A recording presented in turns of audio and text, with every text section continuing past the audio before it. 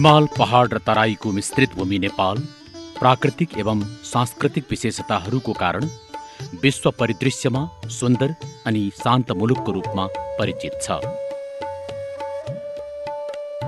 प्राकृतिक तथा भौगोलिक हिसाबले सर्वगुण सम्पन्न भइकन पनि नेपाल प्राकृतिक प्रकोप र भूकम्पीय हिसाबले पूर्ण सुरक्षित भूगोलका रूपमा रहन नसकिरहेको विगत र वर्तमान हामीसँग छ। प्राकृतिक एवं ऐतिहासिक भौतिक सम्पदाहरूको भग्नावशेषले आज राजधानी विरूप बनेको छ। हिजो यिनै सम्पदाहरू देशको शान, मान र आर्थिक सांस्कृतिक अभियानका आधारस्तम्भ थिए। प्राकृतिक प्रकोपले नेपाल छिन्न भिन्न अवस्थाबाट बिस्तारै बिस्तारै तङ्ग्रिँदै अघि बढिरहेको छ। भूकम्पीय जोखिमका दृष्टिले नेपाल विश्वमै 11औं स्थानमा पर्दछ। त्यसैले नेपालको भूमिमा बसोबास गर्ने मानिसका लागि भूकम्प, बाढी, पहिरो लगायत सुरक्षित घर र आवास निर्माणबारे आवश्यक चेतना हुन जरुरी छ। नेपालका कुनै पनि भूभागमा बसोबास गर्ने मानिस भूकम्प तथा प्राकृतिक प्रकोपजन्य हिसाबले सधैँ सतर्क रहनुपर्ने र सोही अनुरूप घरवास, भवन र भौतिक संरचनाहरू सुरक्षित, जोखिमरहित र भूकम्प प्रतिरोधी बनाउनु पर्ने पछिल्ला घटनाक्रमहरूले सिकाएको पाठ हो। हामी अत्यन्तै जोखिमपूर्ण स्थानमा बसेका छौँ। तिब्बतियन प्लेट र इन्डियन प्लेट आपसमा अपोजिट डिरेक्सनतिर मुभ गर्दा आपसमा टकराव भएर जो शक्ति रिलिज हुन्छ, त्यसको कारणले नेपालमा बारम्बार यो भुइँचालोहरू आउँछ। त्यो स्केल सानो ठुलो मात्रै हो र यसरी भूकम्प आइसकेपछि भूकम्पबाट हामीले बनाएका संरचनाहरूलाई जोगाउनको लागि, भूकम्पीय क्षति हुनबाट रोक्नको लागि हामीले त्यसमा केही विशेष प्रविधिहरू प्रयोग गरेर भवन निर्माण गर्नुपर्ने हुन्छ, भवन र अन्य संरचनाहरू। र त्यो क्रममा हामीले भवनको चाहिँ जति पनि आवास भवनहरू छन्, आवास, व्यापारिक, सरकारी कार्यालय, सबै प्रकारका भवनहरूलाई भूकम्पीय जोखिमबाट सुरक्षित राख्नको लागि त्यसमा पालना गर्नुपर्ने इन्जिनियरिङ, डिजाइन, निर्माणका तौर तरिकाहरू समावेश गरेर राष्ट्रिय भवन संहिता बनाउनु पर्यो। र यो भवन संहिता पहिला पनि हामी अरू देशको कोडहरू युज गर्थ्यौँ, डिजाइन गर्दा प्रयोग गर्थ्यौँ। 2045 सालको भूकम्पले पूर्वी नेपालमा 20,000 भन्दा बढी घरहरू क्षति भयो, 600 भन्दा बढी हताहती भयो। र त्यसपछि होइन, अब हामी आफ्नै भवन संहिता बनाऊँ र लागू गरौँ भन्ने भएर नेपाल सरकारले 1994बाट दात्री निकाय समितिको सहयोगमा हामीले राष्ट्रिय भवन संहिता बनाउन सुरु गर्यौँ। जोखिम रहित, भूकम्प प्रतिरोधी, मानव मैत्री घर तथा भवन निर्माणका साथै व्यवस्थित तथा वैज्ञानिक बस्ती विकास गर्ने गराउने उद्देश्यले नेपाल सरकारले शहरी विकास मन्त्रालयको स्थापना गरेको हो, जस अन्तर्गत शहरी विकास तथा भवन निर्माण विभागले शहरी सौन्दर्यलाई समेत आत्मसात गरी सुरक्षित तथा वैज्ञानिक ढङ्गबाट भवन तथा योजना आयोजनाका लागि नीति निर्माण गर्ने गर्दछ। भवन निर्माण भनेपछि कन्स्ट्रक्सनहरू हामीले काम गर्दाखेरि कुनै एउटा टेक्निक्स युज गरेर, टेक्निक्स एन्ड टुल्स युज गरेर निर्माण गर्नुपर्ने हुन्छ। त्यही आधारमा हामीले निर्माण कार्य गर्नेलाई हामीले बुझाउनु पर्ने। जस्तो उदाहरणको लागि लिउँ न, तपाईँले घर बनाउँदै हुनुहुन्छ, घर बनाउँदाखेरि त्यो भूकम्प प्रतिरोधी र अन्य प्रतिरोधी, भनौँ न आग लागिबाट प्रतिरोधी हुनु पर्यो, त्यसपछि आएर हावाहुरीबाट प्रतिरोधी हुनु पर्यो। त्यो सबै प्रतिरोधी हुनको लागि घरमा के अपनाउँदाखेरि त्यो घर चाहिँ बलियो होस्, डिगो होस् र भूकम्प प्रतिरोधी होस् भनेर त्यो हिसाबले चाहिँ भवन संहिता आएको हो। इन्जिनियरिङ डिजाइन मात्रै बिल्डिङ कोड होइन। तपाईँले सामान्य लम्बाइ कति छ घरको, यसको उचाइ कति राख्नुपर्छ, कतिवटा मिनिमम डन्डी राख्नुपर्छ, तपाईँको टाई बिमहरू कहाँ राख्नुपर्छ भने 4 किसिमको हाइरार्की छ। एउटा इन्टरनेसनल स्तरको घर बनाउँदाखेरि पनि भवन संहिता हामीले लागू गर्नुपर्ने हुन्छ भने प्रोफेसनल इन्जिनियर बिल्डिङ भनेपछि सामान्य किसिमका अफिस बिल्डिङ र मल्टी स्टोरी बिल्डिङहरू गर्दाखेरि त्यसलाई प्रोफेसनल इन्जिनियर बिल्डिङ भन्छौँ र त्यसको मेन्डेटरी रुल अफ थम्ब भन्छौँ। त्यसलाई गाइडलाइनको रूपमा हामी लिन्छौँ। भनेपछि लम्बाइ कति छ, चौडाइ कति छ, त्यसको हाइट कतिसम्म जानुपर्छ भनेपछि मिनिमम जुन रिक्वायरमेन्टहरू छ त्यो पुरा गर्न छ, त्यसको लागि कुनै क्यालकुलेसन गर्नुपर्छ। र अर्को एउटा बिल्डिङ कोडमा तपाईँले बुझ्नुपर्ने कुरो के हो भने रिमोट एरिया जहाँनिर इन्जिनियरहरू पुग्न सक्दैन त्यहाँ पनि हामीले मिनिमम होइन इन्टरभेन्सन गरेर कसरी कोडलाई इम्प्लिमेन्टेसन गर्न सक्छौँ भने त्यसरी चाहिँ भवन संहिता लागू हो। नेपालमा भवन संहिता लागू भएको 13 वर्ष बितिसकेको छ। 2051 देखि 2054-55 सम्ममा तयार भई क्रमशः परिमार्जन हुँदै 2060 देखि अभ्यासमा आएको राष्ट्रिय भवन निर्माण संहिता अहिले मुलुकका अधिकांश नगरपालिकाहरूमा लागू भएको छ। इन्जिनियरिङ चाहिँ के हो त भन्ने कुरा भवन संहिताले दिन्छ। अब दोस्रो ई भनेको चाहिँ एजुकेसन। यो संहिताको बारेमा चाहिँ आम जनतालाई जानकारी हुनु पर्यो। यो पो रहेछ त सुरक्षित आवास भनेको त यसरी पो बनाउने रहेछ भनेपछि त्यो अवेरनेसको रूपमा चाहिँ हामीले लैजानुपर्ने, त्यसलाई शिक्षा दिनुपर्ने र त्यो चेतना विकास गर्नुपर्ने एउटा पाटो हो इन्जिनियरिङ, एजुकेसन। र तेस्रो भनेको इन्फोर्समेन्ट। तेस्रो ई भनेको कतिले बुझेर पनि यो काम चाहिँ इलिगल्ली गरिराखेको अवस्था छ, त्यस्तोमा चाहिँ सुरुमै यस्तो काम गर्न नदिनको लागि चाहिँ तत्पर रहने, सरकारले त्यसको अनुगमन गर्ने पाटोहरू हुन्छ। त इन्फोर्समेन्टको पाटो अहिले हेर्नुभयो भनेदेखि खास गरी चाहिँ नक्सा पास गर्ने सन्दर्भदेखि नै, त्यो प्लानिङदेखि नै सुरु हुन्छ र विशेष गरी स्वायत्त शासन ऐन को मर्मअनुसार यो अधिकार नगरपालिका क्षेत्रहरूमा रहेको पाइन्छ। राष्ट्रिय तथा अन्तर्राष्ट्रिय विज्ञहरूको समेत सहभागितामा तयार पारिएको राष्ट्रिय भवन संहिता सरोकारवाला पक्षहरूसँग आवश्यक हातेमालो गर्दै नीति नियम, विधि र प्रविधि सहित आवश्यक जनशक्ति तयार गरी नियमन, अनुगमन जस्ता पाटाहरूको समेत विस्तार गरेर प्रभावकारी कार्यान्वयन गर्न शहरी विकास तथा भवन निर्माण विभागले राष्ट्रिय भवन संहिताको परिमार्जित रूप प्रस्तुत गरेको छ। भवन निर्माणका समग्र पक्षहरू समेट्दै आवश्यक परिमार्जन सहित 2060 सालमा आएर यस राष्ट्रिय भवन संहिताले कानुनी मान्यता पाउँदै अहिले व्यवहारमा लागू भएको छ। 2060 साल श्रावण 12 गते भवन संहिता चाहिँ नेपाल सरकारबाट स्वीकृत भयो, तर नेपाल राजपत्रमा सूचना प्रकाशन गरेपछि यसको लागू गर्ने त्यो प्रावधान रहेको हुनाले 2062 फागुन 1 गतेदेखि लागू भयो भवन संहिता। र यो सुरुमा लागू गर्दा 58वटा नगरपालिका अनि जिल्ला सदरमुकाम भएका 28वटा, गाविसमै पनि जिल्ला सदरमुकाम तर नगरपालिका चाहिँ नभएका 28वटा त्यस्ता जिल्ला सदरमुकामहरू र जिल्ला सदरमुकामसँग जोडिएका ठुला सहरहरूसँग जोडिएका 76वटा नगर उन्मुख गाविसमा लागू भयो। मैले अहिले भने 2061 सालमा।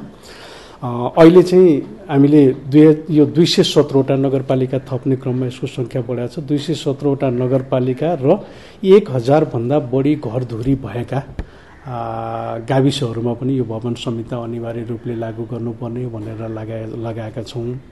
र यो भवन संहिताले विभिन्न प्रकारका घरहरूको सम्बोधन गर्छ। यसमा जटिल प्रविधिका ठुलो स्तरीय घरहरू, अन्तर्राष्ट्रिय स्तरका घरहरूदेखि लिएर हाम्रा गाउँघरमा रहने परम्परागत घरहरू, ढुङ्गा माटोबाट बनेका घरहरूलाई कसरी भूकम्पबाट जोगाउने भन्ने यसले चाहिँ डिजाइन र प्रविधिको यो राष्ट्रिय भवन संहिताले त्यसको बारेमा व्याख्या गर्छ। भूकम्पीय जोखिमबाट अछुतो नरहेको नेपालमा यस अघि पनि धेरै ठुल्ठुला भूकम्पहरू गएका रेकर्डहरू छन्। इस्वीको 13औं शताब्दीतिर राजा अभयमल्ल सहित काठमाडौँ उपत्यकामा 1/3 जनताको ज्यान लिएको सन् 1255 को विनाशकारी भूकम्पपछि 750 वर्षको अवधिमा नेपालमा साना ठुला गरी सयौं भूकम्पहरू गएका थिए। पछिल्लो पटक 2072 साल वैशाख 12 अर्थात् 25 अप्रिल 2015 मा 7.6 रेक्टर स्केलको विनाशकारी भूकम्पबाट नेपालमा ठुलै क्षति भएको हामी सबैलाई विदितै छ। गोर्खा जिल्लाको बारपाक केन्द्रबिन्दु बनाई पृथ्वीको सतहबाट 15 किलोमिटरको गहिराईमा गएको सो भूकम्प भूकम्पीय इतिहासमा नै 1990 साल पछिको दोस्रो ठुलो महाभूकम्प थियो। राष्ट्रिय योजना आयोगले तयार गरेको प्रतिवेदन PDNA अनुसार उक्त भूकम्पले 8790 मानिसहरूको ज्यान लिएको थियो भने 22300 भन्दा बढी मानिसहरू घाइते भएका थिए। शहरी विकास तथा भवन निर्माण विभागद्वारा प्रकाशित भूकम्प प्रतिरोधी आवास पुनर्निर्माण पुस्तिका अनुसार वैशाखको भूकम्पले करिब 6.5 लाख घरहरू पूर्ण रूपमा क्षति भएको तथा झण्डै 3 लाख घरहरू आंशिक रूपमा ध्वस्त भएको देखाएको छ।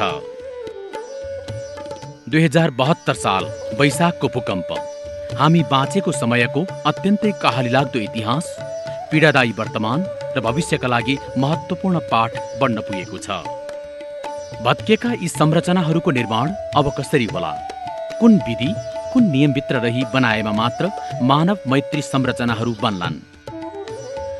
भवन तथा आवास निर्माणबारे न्यूनतम संहिता पालना होला वा नहोला अहिलेको आम चासोको विषय हो। अमेरिका, जापान जस्ता विकसित देशमा 19औं शताब्दीबाटै भवन संहिता लागू भएको देखिन्छ। छिमेकी मुलुक भारत र चीनमा पनि पटक पटक यस्ता भूकम्पहरू गएका छन्। एसियाली क्षेत्रमै भूकम्प प्रतिरोधी संरचना र प्रविधिहरूको विकासमा जापान र चीन निकै अघि बढेको एउटा अनुसन्धानले बताउँदछ। पक्कै पनि भवन संहिता इन्जिनियर, ओभरसियर र सम्बन्धित निकायले मात्रै पालना गर्ने कुरा होइन। न त संहिता बनाएका ठेलीहरू छपाएरै मात्रै यसको कार्यान्वयन हुन सक्दछ।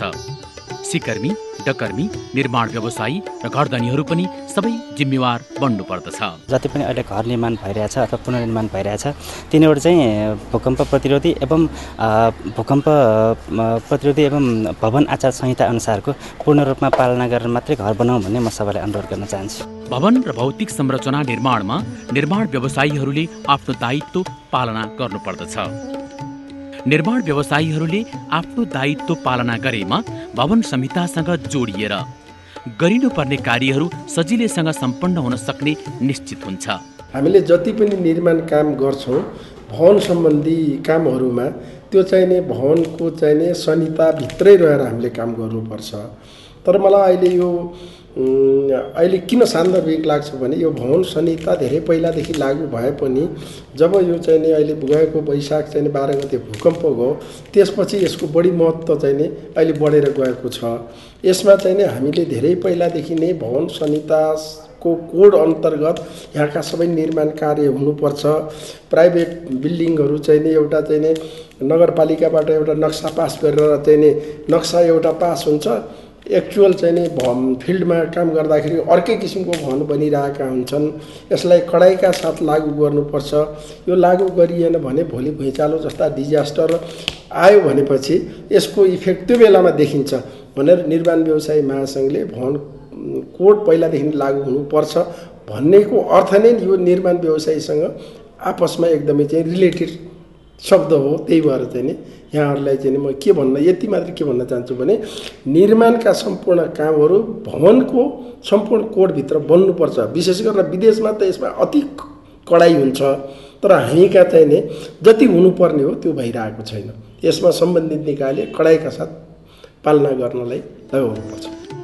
बढ्दो सहरीकरण सँगसँगै अबको सहर पुरातन तरिकाले बनाउनु हुँदैन। अबका गाउँघरका घरहरू र बस्तीहरू पनि सनातन तरिकाले बनाउनु युक्तिसङ्गत मानिँदैन। भूकम्प गए सँगसँगै गाउँ बस्तीदेखि सहरका बस्तीहरू बनाउने सोचमा नै आमूल परिवर्तनको आवश्यकता छ। अबको सहर र अब बन्ने भवनहरू आधुनिक र मानव मैत्री हुनु जरुरी छ।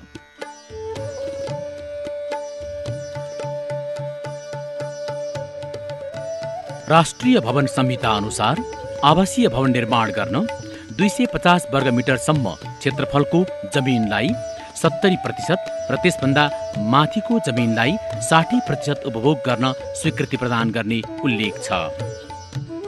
सरकारी, अर्धसरकारी वा सार्वजनिक भवनलाई 50% भन्दा बढी नहुने गरी मात्र स्वीकृति प्रदान गरिनुपर्ने पनि उल्लेख गरिएको छ। जुनसुकै संरचना भए पनि जमिनमा निर्माण गर्नुपर्छ। जमिनमा अब प्राकृतिक प्रकोप जता पनि आउँछन्। सानो स्तरदेखि सानोभन्दा सानो भवनदेखि लिएर ठुलोभन्दा ठुलो संरचनाकोमा पनि यो सबैमा उत्तिकै नै जरुरी र यसको इम्पोर्टेन्स हुन्छ। त्यसैले यो डिजाइन कसरी गर्ने र निर्माण कसरी गर्ने, यसको प्रतिरोधात्मक क्षमता बढाउनु पर्यो।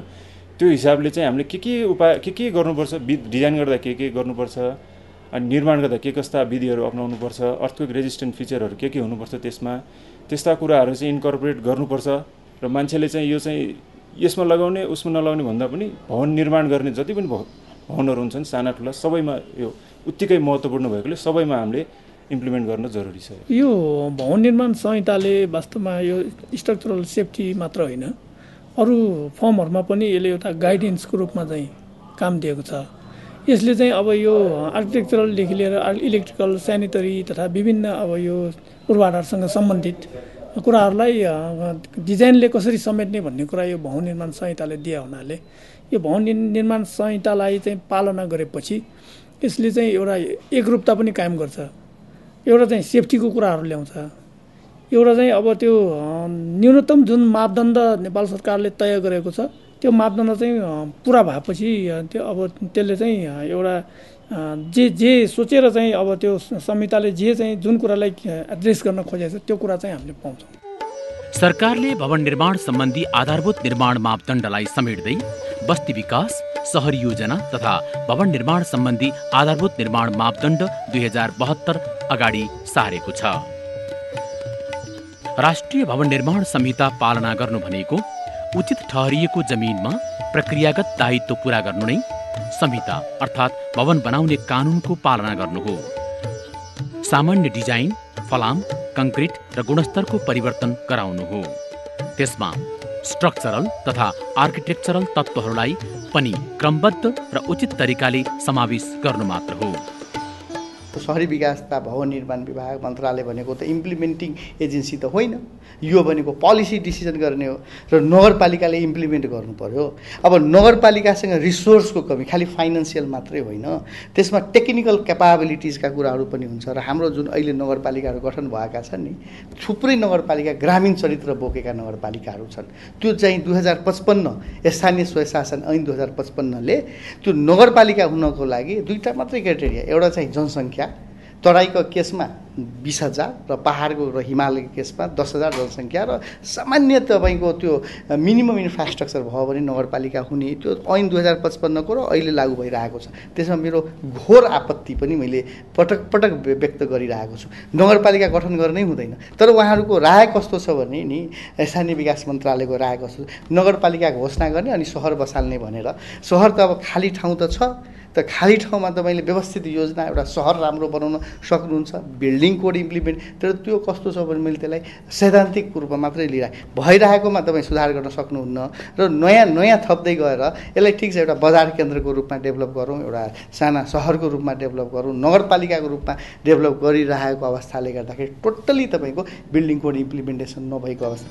सकारात्मक कुरा के हो भने हरेक व्यक्तिले आफ्नो घर बनाउँदा होस् वा भवन निर्माण गर्दा किन नहोस् अथवा सरकारी भवन निर्माण गर्दाखेरि भवन संहिता पूर्ण रूपमा लागू गरी विकास गरिएका नगरपालिकालाई सरकारबाट समेत अनुदान पाउन सक्ने उचित व्यवस्था गरिएको छ।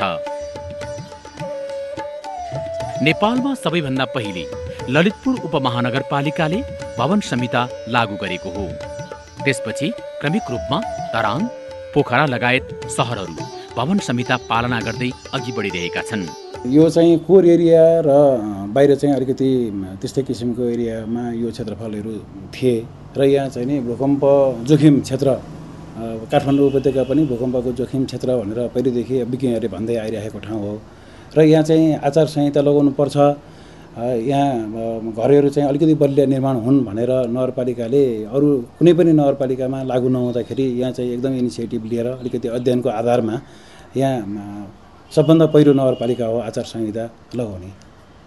यो नगरपालिकाबाट आचार संहिता सुरु भएको भनेर सर्वत्र मेसेज पनि त्यस्तै गएको छ। सबभन्दा पहिला यिनै लागू भएको हो। बिल्डिङ कोड सरकारी भवन र व्यक्तिहरूको भवनमा पनि जहिलेदेखि हामीले सुरु गऱ्यौँ त्योभन्दा पछि अब वर्षै पछि त्यो अनुपात पनि वृद्धि भइरहेको छ। उहाँहरूले एकदमै सुरक्षित महसुस गर्नुभएको छ। गत वर्ष महाभूकम्प जाँदाखेरि पनि हाम्रो घर सुरक्षित छ भनेर उहाँहरू एकदम कन्फिडेन्ट हिसाबले ढुक्कसँग बस्नु भएको पनि चाहिँ देखियो।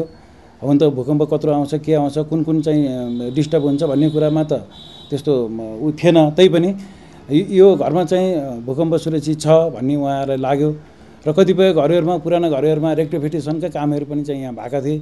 उहाँहरू पनि निश्चित रूपमा ढुक्क हुने वातावरण रह्यो। व्यक्तिहरूको घरमा पनि यो एकदम मापदण्ड लागू भएर राम्रोसँग घरहरू बनिरहेका छन् र यहीँबाट हामीले सुरु गरेकै हाम्रो स्ट्रक्चर डिजाइनका जुन नक्साको कपीहरू पनि अन्यत्र नगरपालिकाहरूले नमुनाको रूपमा लिएर गएर उहाँहरूले पनि चाहिँ बिस्तारै बिल्डिङ कोड लागू गर्दै जानुभएको थियो र पछि गभर्मेन्टले चाहिँ अनिवार्य नै गरेर अब अहिले देशभरि लागू भएको छ। अहिले आएर नयाँ नगरपालिकाहरू बने सँगसँगै भवन संहिता लागू गर्ने क्रम बढिरहेको छ। काठमाडौँ महानगरपालिका, ब्यास नगरपालिका, इलाम नगरपालिका र दमक नगरपालिकाका भवनहरू संहिता लागू गर्ने अग्रपङ्क्तिमा पर्दछन्। यदि तपाईँ सहरी क्षेत्रमा बस्दै आउनुभएको छ र घर तथा आवासीय भवन बनाउँदै हुनुहुन्छ भने महानगरपालिकाभित्र घर तथा आवास बनाउने मापदण्डहरू के कस्ता छन् त? यी विषयहरूमा जानकार हुनु आज सबै नागरिकको दायित्व बनेको छ। हामीले तालिममा चाहिँ धनी बाने, घरको लागि धनी बाने, मन्दिर बनाउनलाई चाहिँ कुन कुन भागले सिमेन्टी राख्ने हो, कुन कुन भागले चुना राख्ने हो, अनि यति इँटा कति भागले गर्ने हो, त्यो धनी कति सेन्टिमा बाने हो, त्यसै इँटा चाहिँ अब दाँती राखेर बनाउने हो कि दाँती नराखेर बनाउने हो कि दाँती राखेर बनायो भने यति यसरी बलियो हुन्छ, दाँती नै फुटिङ काटेर गयो भने चाहिँ यसरी हुन्छ भनेर चाहिँ सबै सिकाउँछ। भवन संहिता अन्तर्गत नै भवन निर्माण गरिरहेको छु। दक्ष कामदारहरूलाई लिएर अनि राम्रो काम गर्ने जुन मिस्त्रीहरू छन् नि उनीहरूलाई पनि राम्रो प्रशिक्षण पाएका मिस्त्रीहरूद्वारा नै मैले घर निर्माण गरिरहेको छु। जीवनमा जम्मा एकचोटि बनाइने घर त बलियो बनाउनै पर्यो नि। त्यही कारणले गर्दाखेरि मैले यो भुइँचालोबाट जोगाउनको लागि के कस्ता उपायहरू अपनाएर हुन्छ आफूले गर्नुपर्ने कामहरू सबै गरिरहेको छु। भूकम्प आफैले मानवीय क्षति गराउँदैन। भूकम्प ठेक्न नसक्ने कमजोर संरचनाले थिचेर त्यसभित्र पुरिएर मानवीय क्षति हुने गर्दछ। तसर्थ नेपाल जस्तो भूकम्पीय दृष्टिले संवेदनशील क्षेत्रमा निर्माण गरिने प्रत्येक घर भूकम्प प्रतिरोधी हुनु आजको आवश्यकता हो। त्यसका लागि शहरी विकास मन्त्रालय, शहरी विकास तथा भवन निर्माण विभागले तयार गरेको राष्ट्रिय भवन निर्माण संहिता कडाइका साथ पालना गर्नु नै आजको आवश्यकता पनि हो। किनकि संरचना मानव मैत्री र प्रकोप प्रतिरोधी नहुँदा त्यसले मानवीय विनाश समेत निम्त्याउँदछ। राष्ट्रिय भवन संहिता पालना नभएका भवनहरू भत्काई भवन संहिता पालनामा देखिएको दण्डहीनताको अन्त्य गर्न सरकारवाला पक्षहरू संवेदनशील हुनुपर्ने आजको आवश्यकता छ। अब घर तथा भवनहरू बनाउँदा सनातन तरिकाले नबनाऊ। घर बनाउँदा होस् वा भवन बनाउँदा पूरा गर्नुपर्ने सम्पूर्ण संहिताका मापदण्डहरू पूरा गर्न नभुलौँ। अबको जुन बन्ने घरहरू चाहिँ मापदण्ड भनेको एउटा फ्रेमवर्क हो। यसमा चाहिँ यो फ्रेमवर्कभित्र बसेर बनाउँदाखेरि चाहिँ घरहरू चाहिँ सुरक्षित हुन्छ भन्ने चाहिँ जनमासमा चाहिँ यो मेसेज चाहिँ अहिले गइसकेको छ। अहिले जति पनि पुनर्निर्माणको घरहरू बन्दैछन् त्यो घरहरूमा पनि सबै ठाउँमा चाहिँ अब मापदण्ड विपरीत बनायो भने चाहिँ अब किस्ता दिने भनेर चाहिँ सरकारको त्यो किस्ताहरूलाई पनि उहाँले चाहिँ अहिले स्टप गर्ने कुराहरू छ। अब त्यही भएर चाहिँ सबै घरहरू चाहिँ मापदण्डसँग बसेर बन्ने कुराहरू छ। राष्ट्रिय भवन निर्माण संहिता पालना गर्नु भनेको आफ्नै लागि हो, देशकै लागि हो र सबैका लागि हो। त्यसकारण भवन बनाउने स्थलको सही छनौट, माटोको सही जाँच, प्राविधिक र विज्ञहरूको सही सल्लाह लिने, नक्सा पास गराउनेदेखि लिएर भवन निर्माणका लागि सरकारले तोकेका मापदण्डहरू पूरा गर्ने कुरामा कहिल्यै पछि नपरौँ। सरकारको सबै निकायको मुख्य उद्देश्य भनेको गुणस्तरीय निर्माण गर्ने हो र त्यो कामको सुनिश्चितताको लागि शहरी विकास मन्त्रालयको गठन भएको छ। अब त्यसका कतिपय कुराहरू नि तपाईँको जस्तो हाम्रो गाउँमा पनि हाम्रो चाहिँ अब अहिले त सबै एक जिल्लामा हामी जानुपर्ने भएको हुनाले, प्राधिकरण जानुपर्ने भएको हुनाले जस्तै अब एउटा सानो सानो तहमा पनि हामीले हेर्नुपर्ने आवश्यकता छ। त्यस हिसाबले जस्तै सहरका जस्ता घरहरू हुन्छन्, गाउँमा त त्यस्ता घर हुँदैनन्। हेर्नुहोस्, हाम्रो कल्पनाभन्दा बाहिरको अवस्था पनि छ। त्यो भए हुनाले भूकम्प प्रतिरोधी निजी आवास मापदण्ड निर्धारण समिति भनेर चाहिँ त्यसले कतिपय कुरालाई अझ कभर नगर्ने, पूर्ण रूपले त्यसले चाहिँ सम्बोधन गर्न नसक्ने भए हुनाले हामीले यो आवास मापदण्ड निर्धारण समिति गठन गरिसकेका छौँ। उहाँहरूलाई अब यो एक त थायी प्रकृतिको पनि हुन्छ र प्रारम्भिक चरणमा यो हामीले केही समय पहिले गर्नुपर्ने काम थियो।